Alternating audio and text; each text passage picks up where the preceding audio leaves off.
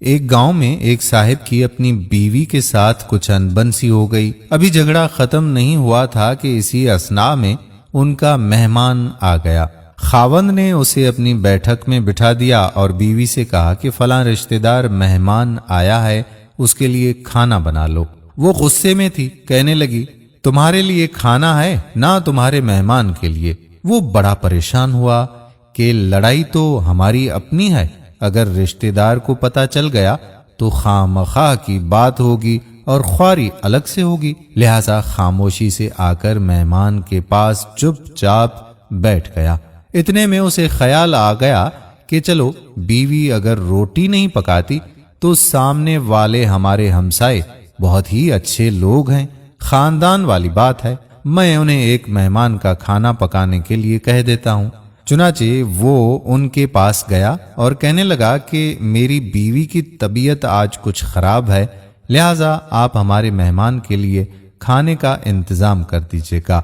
انہوں نے کہا بہت اچھا، جتنے آدمیوں کا کہیں کھانا بنا دیتے ہیں۔ وہ مطمئن ہو کر مہمان کے پاس آ کر بیٹھ گیا کہ مہمان کو کم از کم کھانا تو مل جائے گا، جس سے میری عزت بھی بچ جائے گی۔ تھوڑی دیر کے بعد مہمان نے کہا کہ ذرا ٹھنڈا پانی تو لا دیجیے گا۔ وہ اٹھا کہ گھڑے کا ٹھنڈا پانی لاتا ہوں۔ اندر گیا تو دیکھا کہ بیوی صاحبہ تو زاروں قطار رو رہی ہے۔ وہ بڑا حیران ہوا کہ یہ شیرنی اور اس کے آنسو، کہنے لگا کیا بات ہے؟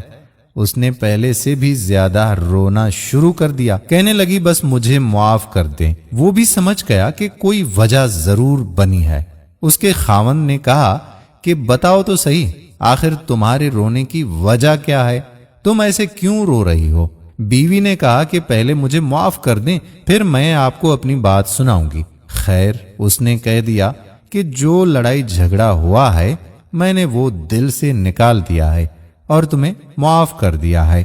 کہنے لگی کہ جب آپ نے آ کر مہمان کے بارے میں بتایا اور میں نے کہہ دیا کہ نہ تمہارے لیے کچھ پکے گا اور نہ ہی تمہارے مہمان کے لیے کچھ پکے گا، چلو چھٹی کرو، تو آپ چلے گئے۔ مگر میں نے دل میں سوچا کہ لڑائی تو میری اور آپ کی ہے اور یہ مہمان رشتہ دار ہے، ہمیں اس کے سامنے یہ پول نہیں کھولنا چاہیے۔ چنانچہ میں اٹھی کہ کھانا بناتی ہوں۔ جب میں باورچی خانے میں گئی تو میں نے دیکھا کہ جس بوری میں ہمارا آٹا پڑا ہوتا ہے، ایک سفید ریش آدمی اس بوری میں سے آٹا نکال رہا ہے۔